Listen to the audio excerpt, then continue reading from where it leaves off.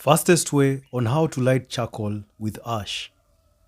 Begin by arranging your charcoal from the smallest pieces to the biggest pieces.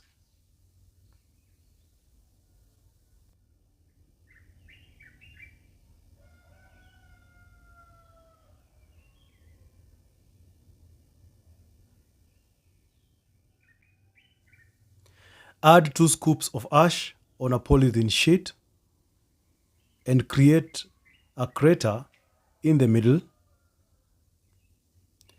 Add some kerosene in the crater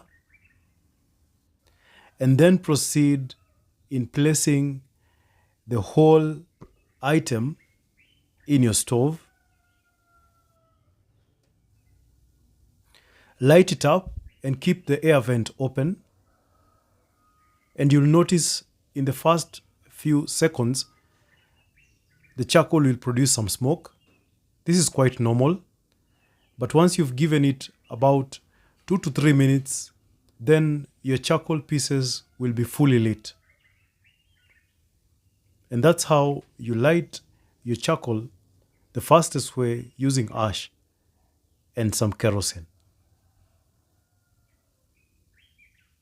Thanks for watching. I'll see you in the next one.